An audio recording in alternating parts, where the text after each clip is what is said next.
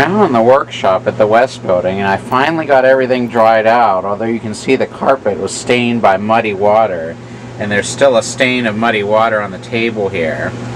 This light fixture completely filled up with water last Saturday, filled up the cover, and the whole thing just busted and soaked everything in here. But luckily I don't think that there was any serious damage. There was a little damage to the some damage to the E.H. Scott radio, but it may have just been on the top of it to the finish. So I was pretty lucky that even though there was pretty heavy flooding in here, the carpet was all saturated. There wasn't really any damage to equipment, and the landlord came in and is going to repair the roof and eventually put a new roof on the building. I put these new shelves in here. I got some metal shelves to put more supplies in. And I just put this cheap plastic shelf up on top for very lightweight items. There's a fan blade up all the way at the top. I had got this. I usually don't get stuff like this, but I thought, well, I'd give it a try. And it's okay for light stuff, but not anything heavy. Here's a Rockola jukebox amplifier.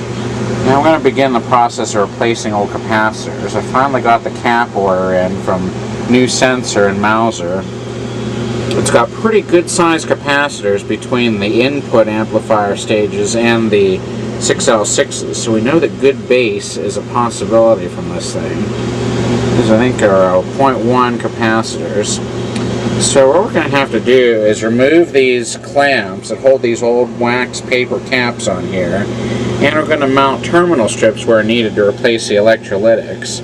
I should be able to just connect the new Mylars to the old leads for those 0.1s, but I'm going to use the vintage drill and remove those mounting brackets. This is actually a keyless chuck on the old drill here, and it seems to work pretty well. Let's just give it a try here. I won't drill all the way through, but it seems to. See if I can get it. I don't know if I can really do this one-handed. But the bit seems to go through okay. I really need both hands to do it effectively. I'll go ahead and drill these old things off and then vacuum up all the metal shavings out of there.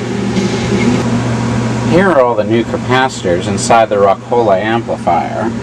We used 500 volt 22 microfarad electrolytics from New Sensor Corporation, and also Mylar caps. I think I'm going to put another Mylar in series with the phono input to block any DC that might come in from the magnetic preamp. The way that a lot of these jukebox amplifiers work is that the power transformer only supplies power to the 5U4 plates and filament. The filament voltage is actually fed by the other transformer in the control unit that supplies power to the DC motors. That's where the 6-volt filament winding is, and that stays on constantly as long as the jukebox power is on. Then when a record is selected, the power transformer here turns on, energizing the 5U4 and providing the B+ voltage. And since the filament voltage is already supplied from the other transformer, the tubes are already warmed up. Sometimes the amp will go into a standby mode and give it partial filament voltage, and sometimes it'll just keep the amplifier tube filaments lit constantly as long as the machine is switched on. This is a wiring harness that goes to the power supply, and you can see that there's some cracked wiring here. A lot of these old 1940s machines have this rubber wiring that gets really brittle, and any time it's flexed it may break the insulation, so I always need to check out these wiring harnesses. Even if it looks okay, this is really brittle. See how brittle this is? It just crumbles and breaks apart. I'm going to need to replace this with a new cable. May need to run 2 cables. I don't know if I can find a modern 4-conductor cable like this. I wrote down the wiring code for the filament and the 110 volts AC. I may be able to take this to the retro electronics shop and just give it a test.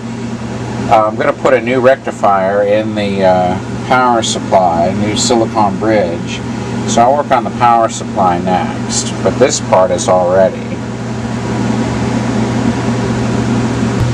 Here's a view of the top of the completed amplifier.